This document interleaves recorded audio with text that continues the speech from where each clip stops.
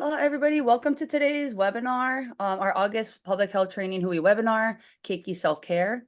Before we get started, we're going to just go through a little bit of a Zoom housekeeping and some details for our webinar, and then I'll hand it over to Melia as well as to our facilitator, or sorry, our trainer, Amanda Martinez, to give us today's presentation. So aloha, everybody. Welcome to today of August 23rd, our Keiki Self-Care webinar presented by Amanda Martinez, the Trainees Program Manager of Mental Health America, the Hawai'i chapter. Next slide, please.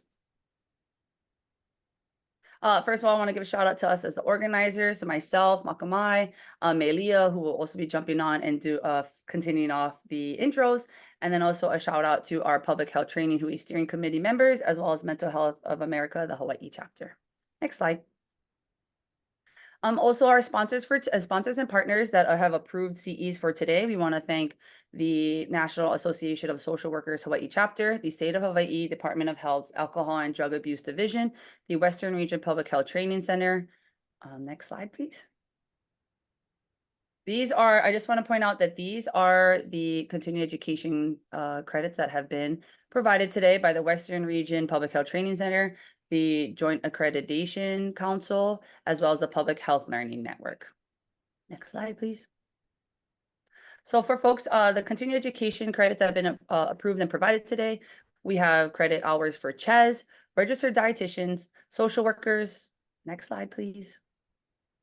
As well as CSAC, substance abuse counselors, as well as prevention specialists. And we have been approved for nursing credits for today's presentation. Next slide, please. For folks who are requesting continuing education credits, you can complete this. First of all, you have to register and attend today's webinar. Following the training, we will send you an evaluation survey via the Mahalo email. Please complete those your survey responses by next week, Wednesday. The surveys will be emailed to you folks, of course. And for those that are joining today via phone, please email Melia, MELIA at HIPHI.org with your name and phone number so we can make sure that you get the Mahalo email. And Melia will send out certificates to you folks by September 6th. Next slide, please. Some Zoom housekeeping that we want to go over. All participants are being muted upon entry. For any questions that you have for Amanda today, please utilize the chat box or the Q&A box located at the bottom of your screen. And this training is being recorded and will be shared on the Hawaii Public Health Training Hui's YouTube channel following this presentation. All right, next slide. All right, I'm going to hand it on over to Melia to introduce our speaker. Yes, I want to give our speaker a brief introduction. Amanda Martinez is the current Training Program Manager for Mental Health America of Hawaii. Since 2017, she has trained thousands of youth and adults in Hawaii with MHAH's Youth Suicide and Bullying Prevention and Mental Wellness trainings. She is also a certified trainer for mental health first aid and youth mental health first aid trainings. Amanda received her master's in public health degree from the University of Hawaii at Manoa, specializing in social and behavioral health sciences. She is interested in mental health wellness promotion among youth and young adults, especially among sexual and gender minorities. All right, that's it for me. Amanda, please take it away. Awesome. Thank you so much. Give me one moment. Let me go ahead and share my slideshow with all of you. I'm loving seeing where everyone's from in the chat. Looks like we got people from all over the place. We got some East Coast there. Hawaii Island, I hope you're prepping, right? That you stay dry for the storm that's coming up this weekend. As you just heard, my name is Amanda. I've done a few of these series of trainings with you folks, but if this is your first time joining in, I am with Mental Health America of Hawaii. We are a nonprofit organization, and we really try to promote mental wellness across the state through various avenues. So we do a lot of advocacy work to try to increase access to mental health services. Education is where I spend most of my time, going around wherever I can, virtually and in person, to be able to share information as far as community education in regards to mental health. And then we also try to help point people in the right direction when it comes to services and resources. So an exciting update from us at Mental Health America of Hawaii is that we have just updated our Finding Help Resources directory. So it's a really great starting point if you are looking for different types of mental health related services. here in the state of Hawaii. And the cool part about it too is that it's separated by islands, so you can really find those programs and resources in your area if they are there. You can download that for free from our website or send me an email. I'd be happy to email you a copy. We do have some printed copies in the office, so potential could mail over to you, but just kind of an exciting update. It's a really awesome resource. All right, so the presentation I have for you all today is called Keiki Self-Care. So we are going to be the objectives. We're going to learn how Keiki experienced stress and sadness, because we know that children's experiences with stress and sadness can be different from adults, right? And then we're going to learn how to identify ways to help Keiki express their feelings, because we also know that children tend to express their feelings in typically a more physiological way, right? So we can kind of help them identify what those are, and also help them build little emotional toolboxes, right? We're going to be introduced of different things that could be part of an emotional toolbox, including what you may be able to add to your the toolbox in regards to like mindfulness skills and breathing exercises. And of course, we love resources. I just dropped one, right? I mentioned one of just a few minutes ago, but there's tons of resources that are out there, including additional resources on our website for downloadable graphics, coloring pages, and other really fun resources for our little ones. All right, so research has been showing higher experiences of anxiety, of depression, and other mood-related issues for children over the past couple of years. And that could be, you know, a result of multiple things, right? Multiple factors, really because of everything that has been happening in the world over the past couple of years. Of course, we are definitely seeing that impact across the board for adults, for youth, and even our little ones. So about 1 in 5 children here in the United States, ages to 3 to 17, has a mental, emotional, behavioral, or developmental disorder. And that was from the US Surgeon General, who issued an advisory on the youth mental health crisis, released in 2019. Yeah, so we can see that research really showing the impact that we are seeing on our little ones here. Now let's talk about how our little ones actually experience emotions. Yeah. We actually often see them using their facial expressions and their body behavior, and even sometimes in their play, right? To really act out how they may be feeling. So for example, you can ask a child how they are feeling, and they might say, I feel fine, right? I feel okay. But then you watch them in their play, and it might reflect something a little different. Yeah. And as a note, right, play is not always similar to how they are feeling, but it can be a good measure to figure out if they are feeling frustrated, because they are a little less restricted, right, in how they express themselves. They may be more likely to show it in their bodies. So, you know, unless we're not like directly asking them, putting them on the spot to answer, but we're just being observant, right, and paying attention in different aspects and areas of their life. They're also learning how to cope with their feelings. And we know when that happens, when they're able to cope, especially in positive, healthy ways, then it results in them doing better in school, having better self-esteem. It leads to less behavioral issues overall. So it's really important for us to not only teach our keiki these skills, but to also be role models in these skills, right? Because our keiki are very observant. They're paying attention. They're watching everything, right? Including how we respond to stress or sadness or anxiety or any other type of emotions, and how are we coping. And so if we want them to be emotionally intelligent and be able to utilize these more kind of advanced skills, then we also have to model it for them as their caregivers, so that they can see what it looks like and find opportunities to practice it for themselves too. And even if you're not in that caregiver type of role for little ones, maybe you just encounter keiki or children, you know, and in a professional capacity, right, by the nature of your job, there's still opportunities for you to be observant in different ways and to also pass along these skills as well.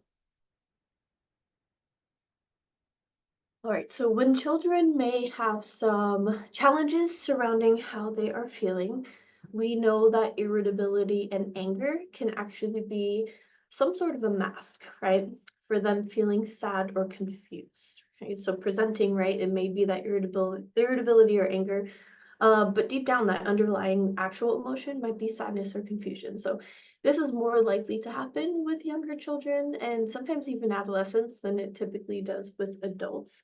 So just something we want to be aware of and pay attention to.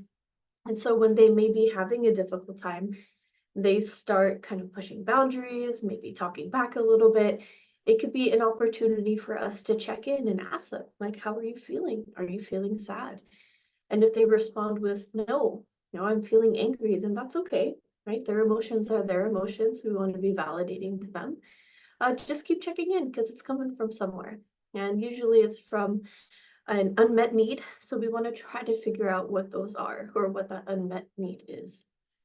Sometimes feelings of frustration and anxiety are also expressed in like body sensations. So for example, when a small child says that my tummy hurts or my stomach hurts, it's a good possibility that they may be feeling overwhelmed or anxious, right? Because that is one of the ways that our body sometimes physically presents or physiologically presents responses to stress and anxiety. And our little ones may also have very limited vocabulary to talk about their feelings. So if they're feeling disappointed or resentful, those aren't always the words that younger children typically would have or have experience in expressing them, right? And so we can model what that would sound like, not necessarily by utilizing those words specifically, yeah, because sometimes they may be a little too complex for their age range, but we can try to find other words that are similar, which we will talk about in just a few minutes as an example. And again, children may act out their feelings or behavior in play, okay? Or behavior, right? Different types of behaviors or physiological ways. So you might see some things like isolation, maybe withdrawing, pulling away a little bit, even just a little bit of more like acting out behaviors too, right? Between their peers or even when they're playing on their own.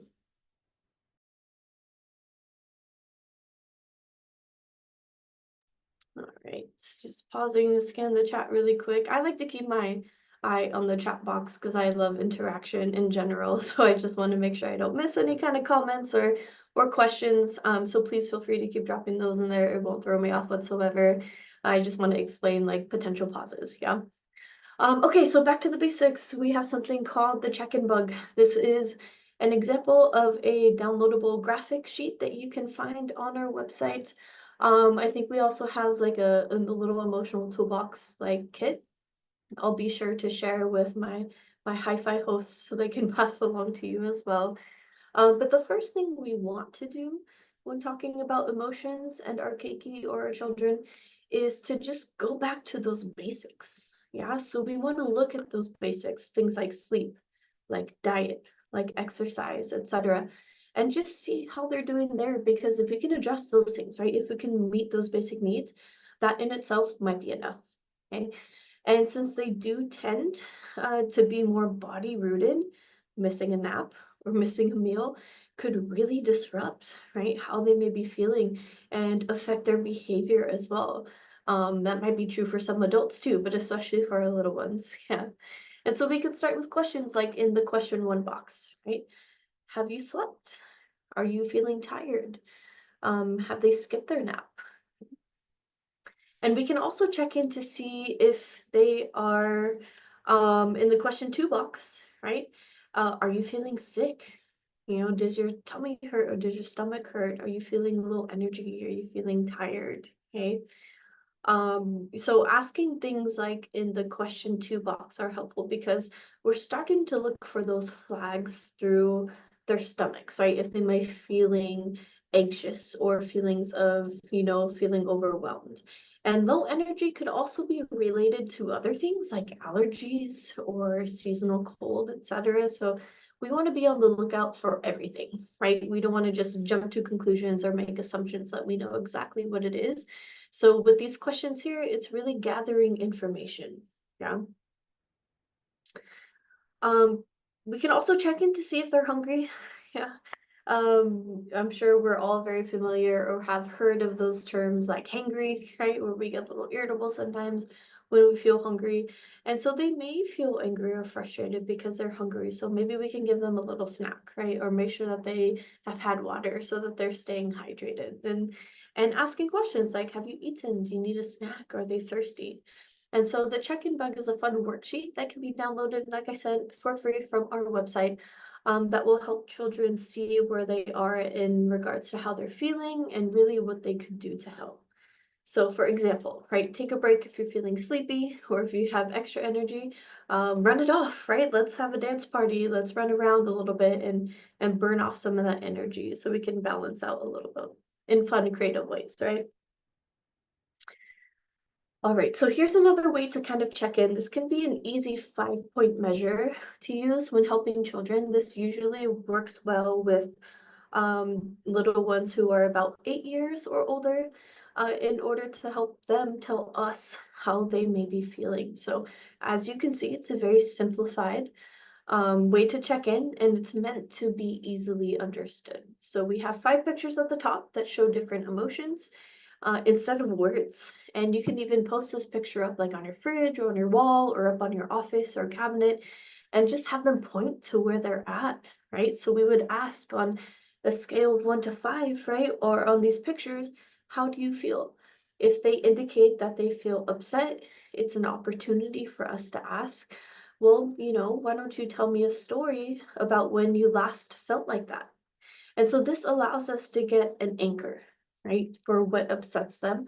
But also later on, if they're kind of unsure where they are on that scale, you can reference that anchor point, right?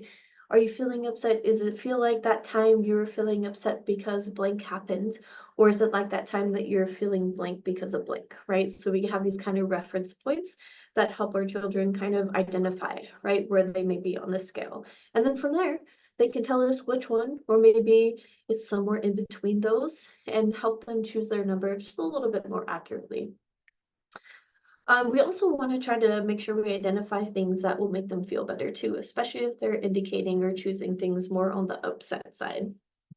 When it comes to neutral, now neutral itself is not necessarily a bad place to be. We don't typically spend our entire day trying to maintain that very high feeling good state, because that could be exhausting, right? To always try to be in that state of mind or in that place. And it's not really what we expect to see from people, right? We all have different experiences and we kind of fluctuate in regards to our emotions and to our moods. And so if a little one is indicating, right, that neutral state at this stage of the scale, we want to maintain. Yeah. Maybe it's, I'm not upset, but I'm also not like really, really happy. And so if we wanted to feel better, if we wanted to move closer towards the feel good side, what could we do, right? What are some things that make you feel better?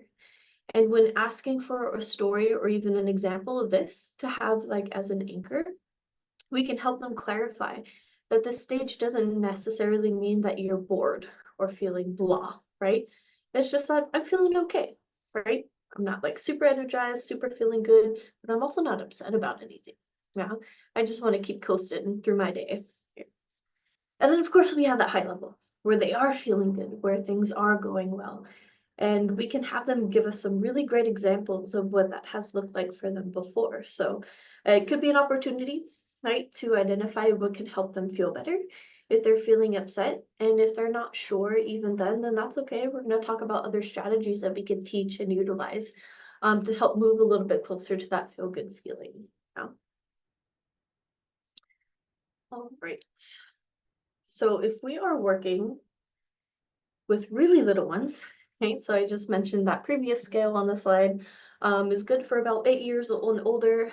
So if we're working with children who are 8 years or younger than 8 years old, then the 5-point scale might not be as effective, right? It might be a little confusing or not as clear for our little ones. So the good news is that we can continue to simplify to a 3-point scale even. And so this is sometimes referred to as the stoplight method, right? So when you're at the stoplight, what do you do when it's red? You stop, right? You stop because you don't feel okay. And so what do you need? let's look at that toolbox that we created a little while ago and see what you can do to feel better. Maybe there's something in there that you can play with. Maybe there's a fun activity that we can do together to try to improve your mood a little bit, yeah, or help you feel less upset. Yellow is just slow down, right? I don't know, for us adults, like as driving, we see yellow, sometimes we speed up, but we want to slow down. Technically, that's what yellow means in the stoplight, right? And so for teaching to our little ones, yellow is that slow down, that something might just be a little off.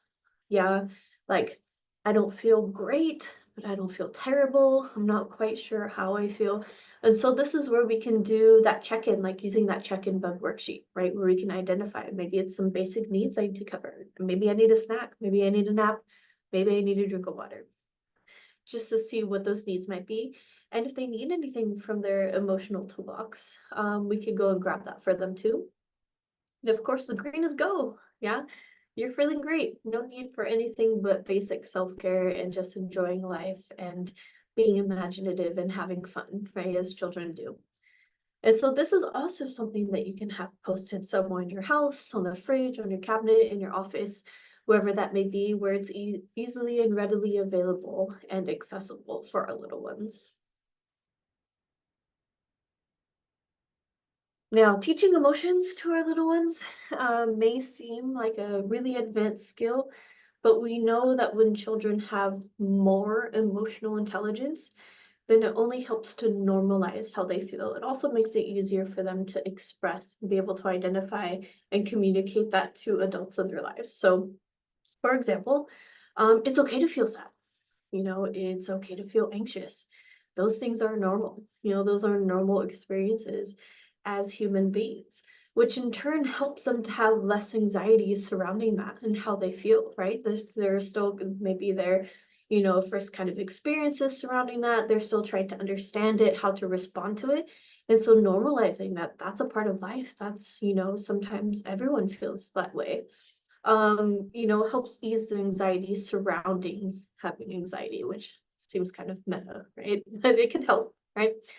And so when we teach them how to self-soothe, it decreases those kind of overall acting out behaviors. And if we keep teaching them how to self-soothe, as they become adults, they will have that internalized knowledge to use far into adulthood. So, essentially, if we can teach these skills and build them up early on now, these skills can last forever. And when they're fostered, they will only grow and develop as they do, right? And we're just kind of embedding these skills for them to be able to use. And when they learn about self-care, it helps to build strong mental health skills, which is something that we all want, especially nowadays. Yeah. I do see a question in the chat. Can you give some examples of self-soothing methods? Yes, I absolutely will. In just a couple slides here, we'll go through some different activities that we can utilize or teach our little ones in order to be able to self-soothe. So for example, if we can teach a 4-year-old, diaphragmatic breathing using something fun and creative like bubbles, which again, we'll learn in just a couple slides here. Then by the time they're 14, that will turn into a regular kind of breathing exercise, which is a skill that they can still use when they are 44 even, okay? Okay, so let's talk about some emotion names, yeah? Sometimes we may oversimplify things in our quest to make them age appropriate. We talk about, being mad, being sad, being happy. Those are all very common emotions that we teach our little ones, but we can challenge ourselves even, to start teaching them about emotions that are a little outside of what those 3 basic ones of feeling mad, sad, or happy. Yeah. While still keeping it age appropriate. So something like being brave, right? They watch so many great shows, they read awesome books about this. So it's an opportunity for us to say, well, when that character in that show or the character in that book was really scared, it didn't stop them. They still went out and did it. They still did that activity. They still got that thing done. And so what does that make them? It makes them brave. Right? How did they get through it? And so it's an opportunity for us to help identify those skills again, right? What helps me feel brave, even when I'm scared? Feeling cheerful, right? You don't have to just be happy. We can feel cheerful too.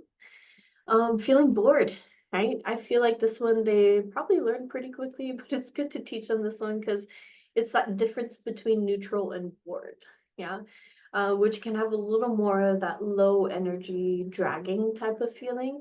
And so we also want to empower them by letting them know that there are things that you can do to self-motivate, yeah, and do some fun activities to amuse yourself when you might be feeling bored. Feeling surprised and curious. You know, we can use the example of like what's in the box, right? If they want to know what's in there, that means that they are curious. If there's something in the box that's different than what we thought, we might feel surprised. Like I wasn't even expecting that to be in the box. Yeah. Feeling proud when they do something that they're really proud of. We can say, wow, you feel really good about yourself because you did this thing or you made this thing. That means you're proud, and I'm proud of you. Feeling frustrated. Probably the easiest way to teach them this one is to give them a package that's like really hard to open, right? So if you've got a bunch of tape on it, you've wrapped it multiple times, and they're just like trying really hard to open it, or they take off the first layer of wrapping and there's yet another one under there. They may feel upset because they're struggling to open the package. But here, let me help you. And when we feel frustrated, we ask for help. Yeah, so again, kind of teaching those skills and teaching our little ones to ask for help sometimes, especially when they feel upset or frustrated. And silly can be a fun one to teach them sometimes. Yes, they do feel silly, right, and energized. But you know, that can sometimes be a challenging combination for us, right? Very exhausting when it's high energy silliness. But these are just examples, right, of teaching kids different emotions. And I did see, actually, let me get there. There was a question in the Q&A, I think. It was about Inside Out 2. Yeah. And so I actually just saw that movie this weekend, finally. I was putting it off for so long. I've just been so busy, but I've been dying to see it. The question was, do you believe movies such as Inside Out help Keiki to understand these feelings, or are their parts actually more harmful? I think it's a great question. I think it depends on what else is happening, what other discussions are happening in addition to the movie, right? I think the movie does a good job in being able to like identify those emotions, but it's also very focused on one individual, and we're all different people, right? We experience things differently, we express ourselves differently, we cope differently. So while we experience similar emotions, our responses to them might be a little different. So I don't think it's necessarily um, like bad messaging that they're doing or anything like that. But I think it would be helpful to have further discussion surrounding that. Yeah, so if you went to go see that movie with the little one, or you have a Keiki who brings up the movie and they want to talk about it, it's a chance to kind of further expand that awareness about all these different emotions, right? Oh, like I don't want to, you know, give too much away if you haven't seen the movie yet, but in Inside Out 2, we're introduced to some new emotions, right? So one of those emotions is anxiety. So, you know, maybe it's an opportunity to ask that child, like, when you experience anxiety, what's that like for you, right? Do you feel it in your body? Do you feel it in your mood, right? What do you think? How do you feel? And so you can make it a little bit more specific to them. But thank you for asking that question. I think it was a good one. I just wanted to highlight it here because I think it was the perfect time to do so. Okay, so, sorry, excuse me. All right, so the best learning opportunities happen when we make things fun, or we can gamify it a little bit, turn it into a game, okay? And so putting all the science aside, this is pretty simple. There's a part of your brain that mirrors the response of other people. So we can use this to help our children and our kids learn a little more about emotions, okay? So we say, I'm the mirror. I'm going to show you an emotion and you tell me what it is. And once I tell you what it is, then we say, now you show me what that looks like. And so with a game like this, we can start to pick out those really subtle like facial expressions and responses that might be unique to the individual, to the family, or even to culture. Yeah. And we can also ask, like, could it look different? So for example, when you're angry, does angry look different? Yeah. Is it like a hot anger where you're like, oh, like I'm so angry, I'm really upset about something, and you can see it right in those facial expressions? Or is it more of a kind of passive cold anger, right? Where there's no expression, just really closed off, I'm taking a step back. Okay? And so again, using a simple fun game to help learn and teach emotional intelligence there, using the mirror, mirror, what do I see? And you'll be getting a recording of this training and all of these slides and my contact information if you want to reach out and ask some more questions about any of these activities or where to find these resources. Emotional toolboxes are awesome. If you have been to any of our other presentations, you've probably heard this phrase quite frequently. It's a nice way to talk about the function of something. So you have this metaphorical self-care toolbox, right? That you can go into and figure out what you need from it depending on the situation, right? Depending on what you need that tool or that skill for. So it's just a collection of things like coping skills, tools, and an understanding of daily self-care, and how that's really important in helping them feel better and feel good. And so for really little ones, you can make an actual emotional toolbox. So like actually physically have a box that contains things like maybe a really soft blanket or one of my favorite blankets, maybe one of their favorite stuffed animals, maybe one of their favorite books that they just love to read, or music. Yeah, maybe there's some really awesome songs that they just really love, so you can keep that on hand. And so when they are feeling upset, you can just ask them, what do you need? Let's go take a look at your box, right? And you can pick something from there that'll help make you feel better. And so as they start to grow and develop, we can scale back on utilizing an actual physical box and have it be more of a behavioral toolbox with more internalized tools. So different emotions require different interventions. Yeah, when people have different emotions, especially the children, we're not going to intervene in the same way, right? So we have to keep in mind that it's not going to work every single time by just doing the same thing over and over and over again, right? Sometimes we've got to switch it up a little bit. So when someone is angry, they may have excess energy, right? So they're kind of bouncing off the walls, or progressively getting louder, maybe even acting out, talking back a little bit. And so let's work on burning off that energy first before we even ask them to sit down and do some deep breathing exercises, because I don't think that's going to work, right? If you have a kid who's just bouncing off the walls, and you're like, okay, let's go sit down and do some kitty meow breaths, right? The child's gonna be like, no way, right? I'm gonna be running around. So if the child does tend to have more energy, doing something to expel some of that energy can be helpful before moving on to the other calming tools, right? So we got to kind of meet them where they are, right? And then go from there. It's also important for us to help them figure out what made them upset, because if they have an acting out behavior, we can go back and say, or ask, right?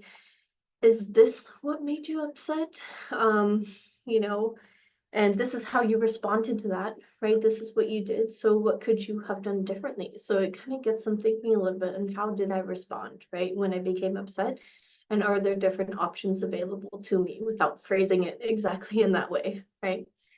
Essentially, we are building in opportunities to learn better, healthier interventions for the future. And the dive response can also be a great tool to utilize here, and I'll explain what that is in just a couple of slides. For some of our more anxious little ones, they sometimes go into that wide-eyed, right, deer in the headlights, frozen state, where when you try to talk to them and they're just kind of frozen, right, not really responding. And this may be because they feel really overwhelmed, and their bodies in turn become overwhelmed because their little nervous systems have been activated.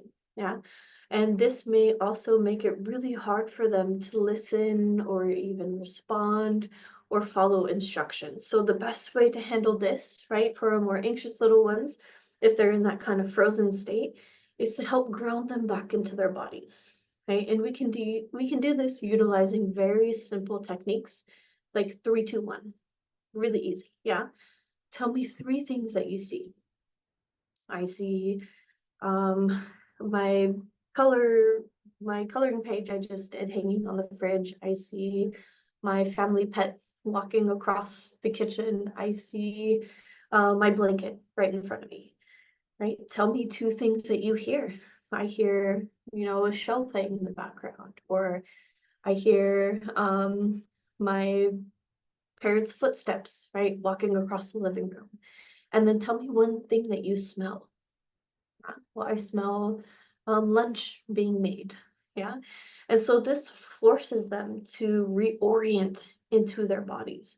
And that's when we can start helping them practice things like mindfulness and self-soothing, even beyond that. But just like we're meeting little ones when they're feeling angry, upset, or bouncing off the walls, or high energy up here, we're in that frozen state, we're meeting them where they are there and reorienting and grounding them into their bodies. And then choosing other activities and skills to further that process. When they're feeling stressed, it's helpful to start with that check-in bug, right? Those basic needs. Have you eaten? Have you napped? Are you feeling sick? And with this, we are making sure the basics are covered so that we can continue to figure out what it could possibly be, help them soothe if they're in school and have bigger projects to do, right? Teach them to break it up into smaller pieces, and your focus goes as in all mindfulness, right? Just on the one right in front of you. Yeah. And that's it. And when that's done, we move on to the next, right? So kind of slowly teaching them that skill of when you got a really big project ahead of you, let's break it up into little pieces and tackle it one step at a time. It may be an advanced skill to teach really young ones, but we want to model that chunk and prioritize so that can carry that skill onwards towards even bigger or more difficult projects. Okay, the dive response. So I mentioned the dive response before. It's one of our favorite skills to pass along here at Mental Health America of Hawaii. If you've attended some of our other trainings, you might have already learned this. You may already be aware of this, but essentially we have a gland inside of our nose area that when it gets cold and wet, it slows down the entire nervous system by slowing down blood pressure and heart rate to conserve oxygen intrinsically. Yeah. So science aside, when we go swimming, we feel at peace because our body slows itself down to keep as much oxygen inside as possible. Now, we see this process happening when we go swimming, right? When this area gets cold and wet. Some of you might be thinking, well, Amanda, I don't breathe when I'm underwater because I hold my breath, which fair. Yeah, that's all, that's very true. But even when we're unexpectedly submerged, right, pushed into a wave, pushed into a pool or body of water, our body, when this area gets cold and wet, recognizes that I'm not in a place where I can breathe. So my body's going to do everything it can to keep as much oxygen inside until I can take a breath again. So as a result, okay, blood pressure lowers, heart rate lowers, blood circulation slows down even, and leads to that calm feeling. And I'm seeing some comments in the chat. So awesome that this is a skill that people are just learning today, kind of like a trapdoor into our nervous system. So some of you might be thinking now, like, well, this is awesome. How can we use this with our little ones? Because it's not like we can just go like, hey, go jump in the pool, right? Or go jump into the ocean when they may be feeling overwhelmed. And so if it's not possible to take them swimming, we can use a cold, wet, like damp rag and lay it over just this portion of their face and have them do some slow, deep breaths. Or if you get a bowl of cold water, just tell them to stick their face in it, hold their breath for a few seconds, take it out, and just do that as many times as they need until they start to calm down. Yeah, so both of those things, the cold, wet rag and the bowl of cold water, will activate that dive response. Yeah, I see like in the chat, is that why some of us do their best thinking in the shower? It could be part of it. I get that question sometimes. Will standing under a shower head and just letting the cold water hit this area of your face activate it? Sometimes it does, not every time, but if it works for you, if you feel calmer, awesome. I also think part of the showering, bathing process is that we're kind of on autopilot, right? Our body just does what it normally does in regards to bathing. And so that opens up our mind, right? To really think more in depth about certain things, or like, oh, if I redo that conversation, I would respond in this way, right?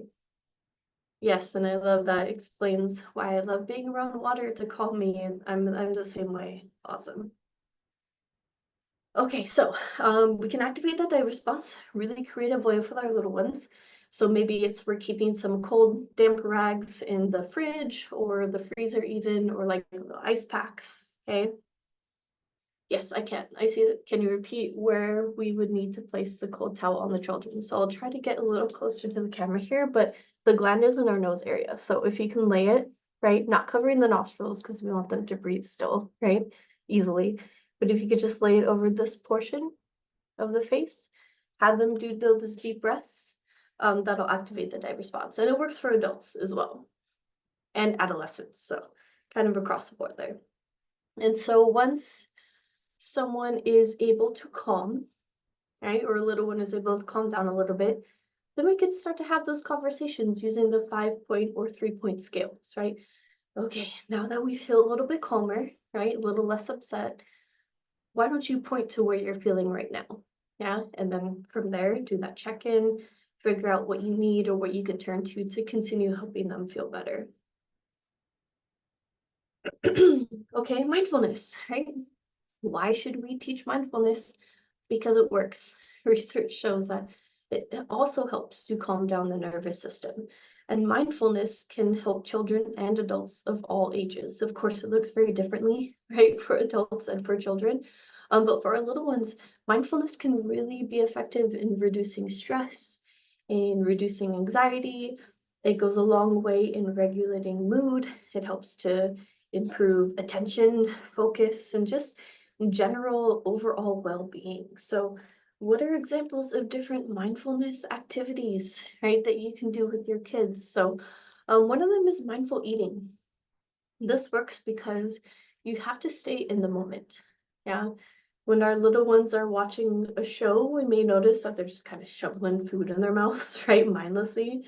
Right? So there's an orange eating exercise that was introduced by Thich Nhat Hanh, and it's great because it utilizes imagination to have an opportunity to give thanks and gratitude for something really small, right? For an activity that we do on a regular basis. So imagine we have that little orange, right?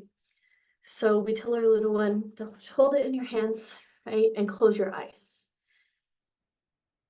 And tell them, I want you to feel it, smell it, but we're not going to start eating it yet. Now imagine your orange is a tiny seed that's in the ground. Who's going to water that seed? The farmer, right? And what does that farmer look like?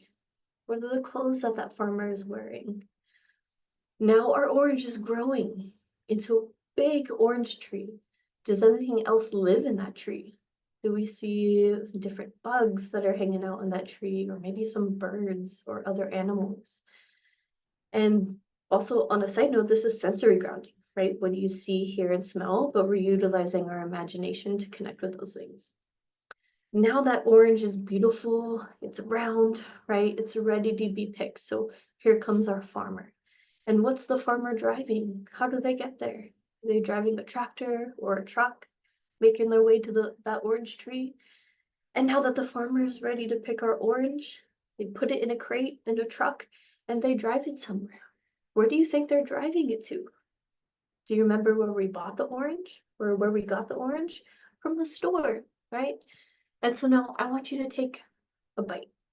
Imagine from a seed all the way to this moment, how many things had to happen for you to be able to eat this orange. And for that, we're grateful. For that, we have gratitude. So it's a really creative kind of mindful eating exercise, right? It really gets you in the present moment and thinking about everything that led up to this singular moment, and then practicing gratitude alongside of that. We're going to talk about breathing exercises and rainbow walks in just a few slides here. All right, so there's a lot of really great mindfulness books that are out there too. I'm a pretty big reader. I've always been a pretty big reader, even from when I was smaller. So if you have a little one in your life who's also super into books, Books can be an easy way to add mindfulness into your schedules, especially if you don't have like 20 minutes to walk them through an entire mindful eating exercises from seed to how, it got to you and in their mouth. We can simply add a book to their nightly reading and then it's done, right? Just a couple minutes. So here's a few recommendations from us at Mental Health America of Hawaii. You can also find fun things like bookmarks you'll see in the top kind of left-hand corner of that slide, and other recommendations on our website where you can download those things. Or we also have the Busy Bees Facebook group that you can join where we post different book recommendations and activity ideas as well. And so a handful of quiet is a great introduction into mindfulness where you get different stones and you imagine you're doing different things, right? I'm a mountain, I'm a rock, I'm gonna sit like a frog. Puppy mind introduces the concept of your mind the concept of your mind can be like a puppy, right? So it gets distracted and it wanders. When someone walks through the door, the puppy mind might go, what's outside that door, right? Where are they going? And so it teaches them that you can train your mind like you would train a puppy to do what you need it to do. So just a couple examples, right, of mindfulness books that are out there. There's so many other really awesome ones that are out there too. There are even books that are about more specific things like anxiety, grief, and sleep. So what would you do with the chance? If you're feeling anxious and you miss your chance, what can you do to prepare yourself until that chance comes around again, right? So teaching how to cope, right? And to deal with feelings of anxiety or disappointment or missing out. The rabbit listened. I think I covered this one or highlighted this one at the last presentation I did for you folks. If you were there, I believe it was on healing and grief. So this was one of the recommendations for little ones and how to cope with grief or to, process grief. So if you weren't there last time, The Rabbit That Listened is a really wonderful book that is a light, age-appropriate introduction to grief and the grieving process. So this one is about a child who creates a beautiful block structure, and that structure just comes tumbling down, right? And they're very upset, understandably so, and they put so much work into creating that block structure. And all the other animals gather around to laugh and to talk about it. And some of them say, let's rebuild, right? Or others just kind of continue to laugh, right? But none of those things really help the child feel better.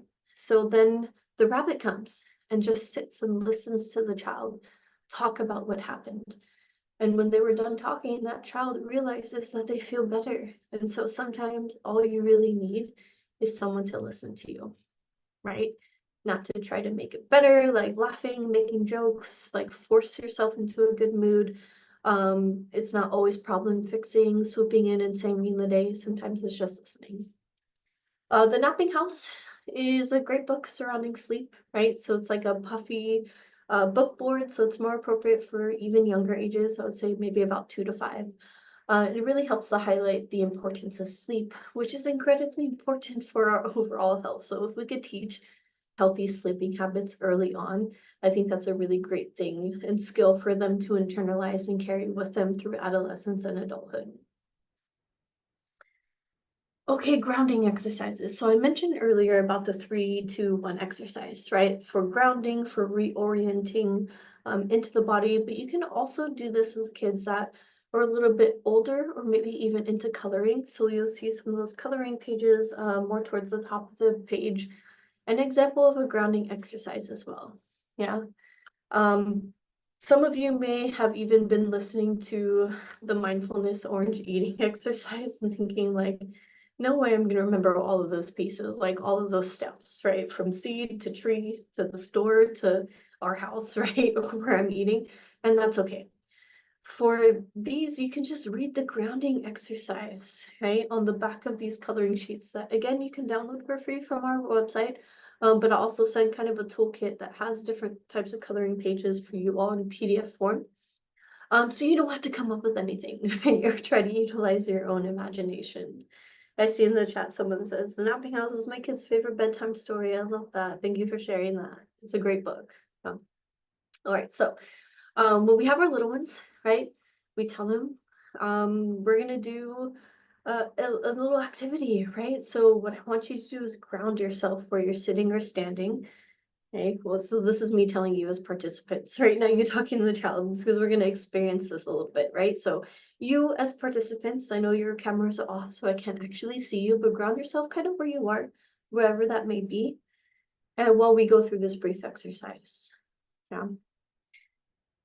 And so we can utilize our voice to help set that really calming tone while the child gets mindfulness while they're coloring. But the act of grounding from acting out the exercise also promotes that as well. So as they're coloring, as you find your grounding spot and position, imagine that a tree has roots that flow deeply into the earth. Some forests are so old that the tree roots weave together and hold them all in place. When you feel stressed or upset, you can be like a tree and remember to connect to the ground. And so you ground by taking a big breath through your nose, letting it out through your mouth. Then you say, I am as tall as a tree. My feet are like roots on the ground. My back is straight, like the trunk of a tree. My arms are like branches that I can reach and stretch out to the sky. And when I wiggle my fingers, they are like leaves in the wind. My head is like the canopy of the tree, and I can see all around me, and I can be like a tree. So, just an example. Yeah, type of grounding exercise that you can utilize. It's fully scripted, right? But you can kind of go through that maybe as they're coloring, just to help calm a little bit, right? Or, enter into some calmness and grounding and self-soothing. Bubble breathing, one of the most underrated but most effective interventions are deep breathing exercises. Yeah. And we can creatively teach diaphragmatic breaths using bubbles. Okay. I see in the chat, sometimes we use this technique outdoors. We kick off our shoes and connect with the bare grass ground, encourage little one to pair with deep breathing. I love that. Yes, getting outside and using your surrounding environment to ground, practice mindfulness, practice gratitude as well. And then I see a question, is there a link to access all the downloadable resources? There is. You can find them through our website, but I'll also make sure I share them after the fact in the follow-up email so you can have access to those things too. And so when it comes to bubble breathing or bubble breaths, if you get some bubbles and you tell a little one to blow the biggest bubble that you can, it gets them to start thinking about the types of breaths that they are taking, right? Because if they blow too quickly, that bubble is going to burst right away and not get big at all. If they blow or exhale too slowly, then that bubble is not going to expand to the size that we want it to. So we can utilize bubble breaths. Yeah. And there's other different types of breathing exercises that are out there too. We're going to go over a couple of them in the next slides, over this next couple slides too. But I also see in the chat using dragon breathing when they're mad to get that fire out. I love that. That's so creative and kind of fun too. We have so a little before I talk about pinwheel breathing, bubble breathing. One of our swag items, just like a side anecdote, Mental Health America of Hawai'i used to have like little bubbles that we would give out at different tabling events or trainings or whatever it may be. So I had one in my car for the longest time, and I utilized bubble breaths myself. When I was sitting in traffic and someone would cut me off, or it was just really frustrating being around some people who were driving or not driving very well. And so I would blow bubbles, right? Just to, anytime I felt myself like wanting to say something to that driver or about that driver or about the situation, I would just blow bubbles instead. And it kind of helped me feel just a little bit silly in the moment and help calm me and myself down. So bubble breathing is something that maybe adults can utilize as well. I see others use lion's breath in yoga. Awesome, yes, right? So pinwheel breathing, as an alternative, pinwheel breathing starts to teach them a little more about pacing their breaths, right? So start with slow, long breaths. You get one of those pinwheels, right? It's just on the stick, and it's a really fun thing that just spins around in a circle. And so when we start with those slow, long breaths, what we're doing is try to make your pinwheel turn as slow as possible. Yeah, so you have to blow really soft and really slow to get it to move just a little bit, right? And then we can ask, now, how do you feel? They may say, I feel calm, or I feel bored, or I feel relaxed. Yeah. And then you could say, now take short, fast breaths. Try to make your pinwheel turn as fast as possible. So, I just imagine a little child going like, right? Like really quick, try to get their pinwheel to move really quickly. And then we can check in again and ask them, how do you feel? They may say like, I feel active, or I feel happy, or I feel energized, or if it goes on too long, maybe they I feel a little dizzy or lightheaded, right? And so we want to check in before that happens. But regardless, with this, we are teaching them by changing how we are breathing or the pace of our breathing. And then we can utilize those avenues to change the way our body feels, right? So maybe when I'm feeling low energy, I could get my pinwheel and try to blow it and make it move as fast as I can, right? Just to kind of insert some energy into my situation. If I'm feeling a little, right, overly energized, right, or too active, I need to calm down a little bit. Maybe we can use our pinwheel to make it move as slowly as we can. Yeah, so again, teaching them or introducing them to paced breaths. And then we have teddy bear breaths. This is also another really great introductory exercise to breathing. That's more about location. So where are you pulling your breath from? Yeah. And when it comes to diaphragmatic breaths, we really do want to focus on that diaphragm area, which is more towards the top of the stomach instead of the upper chest area. So as the slide says, right, have your child lay down on a flat surface. Maybe it's the floor, maybe it's their bed or the couch, and then place the stuffed animal on their stomach. Maybe it's their favorite stuffed animal, and have them take deep breaths, but try to move their stuffed animal as they breathe. And it really gets them focusing on pulling from that diaphragm area of their body instead of utilizing the upper chest area. So lots of really creative ways to teach diaphragmatic breathing exercises to our little ones. Another fun thing that we can do is connect with nature. I mean, it's already been mentioned quite a few times, right? The wonders of getting outside and connecting with your outside environment. And so we can use this as a fun, creative activity or exercise as well, is to just go for a walk. Yeah. Maybe it's a walk around your backyard, maybe it's a walk around your neighborhood or the nearby park, and just find objects that relate to the rainbow, Rory Biv, right? And you can even make it a game where you bounce it back and forth, and the whole time they're connecting with nature. So you find something that is red, and then I'll find something that is orange, and then you can find something that is yellow, and then maybe we both can find something green and see who finds it first. Yeah, and you can just go through all those colors, and what you're doing is helping them connect to nature, right?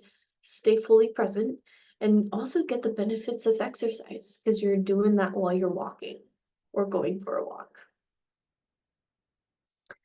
Calming jars are also a fun activity. We have these in our office. There was as you can see in the photo there was a time point where we had all the colors, right? But over the years, I think honestly, I think we're just down to like the yellow one or the gold one, right? So opportunity to make more calming jars, but they're really awesome. Yeah. If you have really little ones, I would just caution to be careful about using glass jars because those do break when you drop them. So it might be better to go the empty plastic container route. And also make sure there's some supervision when utilizing the food coloring because those things can stain, right? And you can also glue or seal the lid down to potentially prevent even more of a mess, right? So just kind of like setting some structure around these activities, but they're super fun, right? To be able to create, and it's something they can have. Adding glitter glue or adding glitter in general just makes it more sparkly, makes it more fun. So when you kind of shake it up, it's just like a beautiful color, right? I see in the chat, never thought of using calming jars. I love that, right? I hope you can utilize them in your near future. Love the rainbow display of the jars. I agree, super pretty. And we use plastic bottles with our little ones. Smart, yeah. And so just as a tip, the more glue you add, the slower the glitter will fall. And the iridescent glitter is what makes it look so magical. So you can tell we got these tips because we made a lot of them, right? And to be able to kind of experiment with different colors and glitters and things of that nature. So it's fun for adults too, as you can see. Obviously, still very excited about calming jars. Mindful parenting. So, we've talked quite a bit about the importance of kids learning these skills, but remember, it's also about modeling these skills too. And so being a mindful parent, mindful caregiver, and again, if you interact with children or little ones or Keiki, more professional capacity, you can still model these skills there. Yeah. And all of those things are important too. So firstly, acknowledging that you're doing your best, and your best is going to look differently from day to day, with everything that has been going on and continues to happen with how the world is now, the political climate of our country today. Have some grace for yourself and be patient with yourself. It's not always going to be social media perfect from day to day. And so take pride in those little wins. Yeah. Um, my little one brushed their hair today. I'm excited about that win. They got some food. They learned something new. And just remember, it's day to day, but having some grace for yourself, it goes a long way, right? In making you a more effective parent, caregiver, or just adult figure in a little one's life. And be curious about your kids or any other Keiki or little ones that may be in your life. Like, what are they doing? How are they learning? What are they into? Because those things can change, right? Like that. And being curious can help us build strong connections early on. Yeah. And so they also watch and see how we react, what we do, what we are into, because they care about us. So it's a two-way street, right? But they're kind of learning those things from us. And so that's why it's important that we role model what we want to see from them, how we check in with each other, and how we treat each other as well. Communicate clearly and simply. Make sure that you're making that good, comfortable eye contact, minimizing distractions as much as possible, keeping it as simple as possible. We don't retain about 60% of what we learn. So your rule of thumb, if it's something important, make good eye contact, keep it as simple as possible, and make sure you repeat it. Model gratitude, even for really small things, and not just once a year on Thanksgiving. The holiday comes around if you celebrate and you're at the dinner table and you all go around and say one thing that you're thankful for that happened that year. But gratitude really is something that we should be practicing on a regular basis because research shows it supports overall well-being. It also helps us to find hope and positivity amidst all the negativity that we may be exposed to, and our little ones may be exposed to as well. Show support. If you are maybe having a hard time or going through a challenging time, or someone else in your life is, and you want to be there for them, but you find it hard, think about who else, right? Who else do I have in my life that I can talk to when I'm feeling sad if the person I usually go to is not available?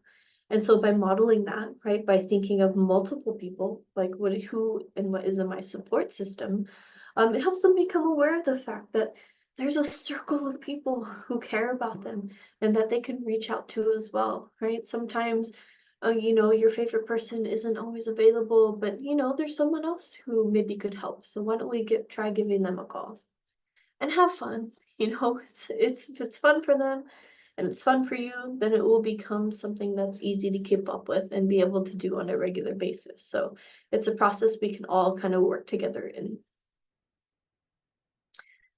All right, so I mentioned our Busy Bees Facebook group. So we're kind of all over social media, but really like Keiki specific kind of resources. Our group's on Facebook. So if you're on Facebook, feel free to join those groups. The Busy Bees group is where we post like fun, like talking animal videos, different activities, like how to make a calming jar, different like graphics that you can save and download as well. We also have a monthly book club, and so these we make recommendations for like adults and youth as well. So it's not only like child specific books, but you might be able to find some really awesome recommendations on there too.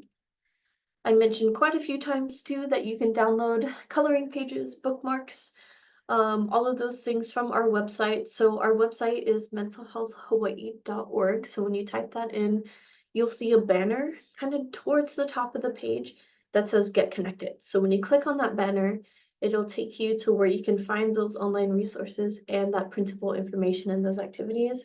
Just as a caveat, we've been having some issues with our website that we haven't quite figured out how to fix yet.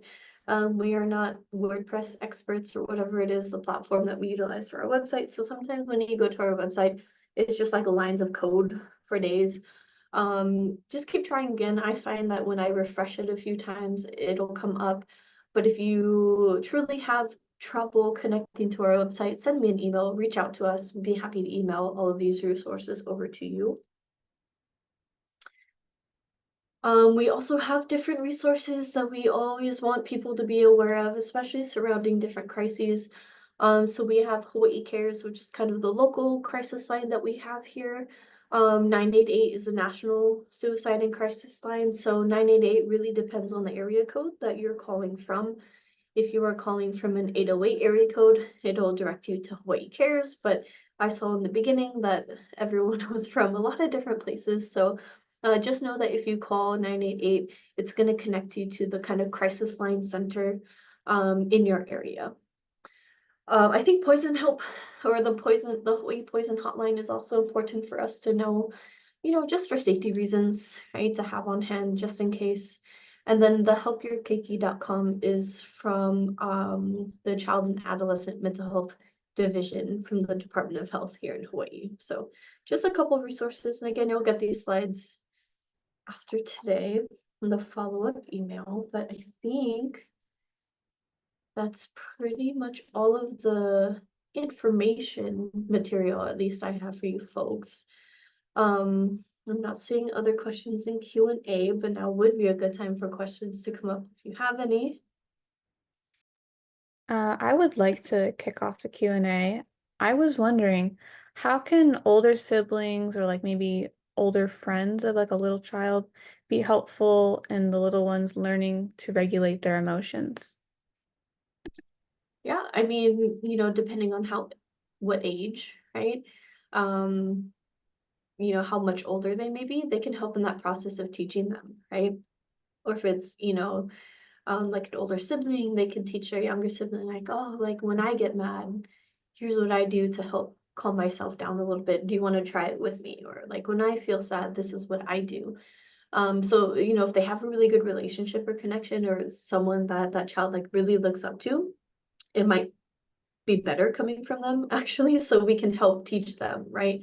To be able to pass along those skills. And then it's all just skill sharing from there. Maybe it's an activity that all of us can do together, or maybe that they can do just on their own to kind of strengthen their own bond a little bit. But yeah, I think it's absolutely possible to have older children or adolescents pass along these skills too. Great. If there are any questions, please drop them in the chat, the Q&A now.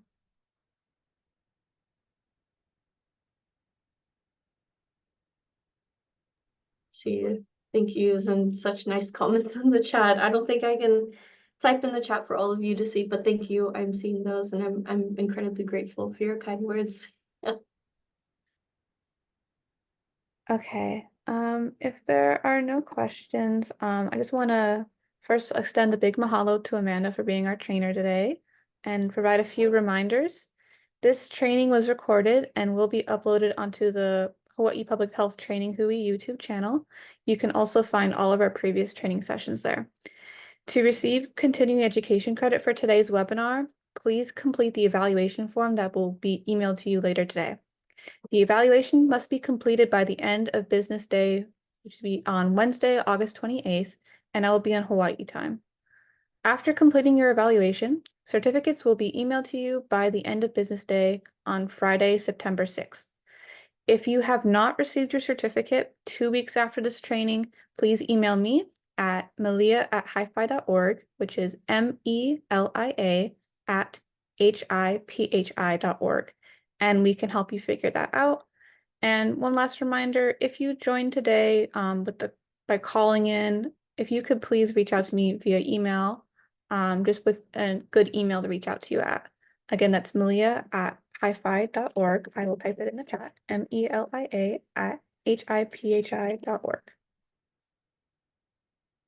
Yep, I will share the link to the YouTube in our Mahalo emails. Yep. All right. Thank you, everyone. I hope to see you next time. Thank you. Amanda. I see all the comments in the chat. Thank you. Thank you. My email is just my name at mentalhealthhawaii.org. So amanda.martinez. You can kind of put it together, but Malia, please feel free to share my contact info too when you do that follow-up. Sure. Sounds great. Thank you, everyone. Thank you, everyone. Happy Friday. Take care.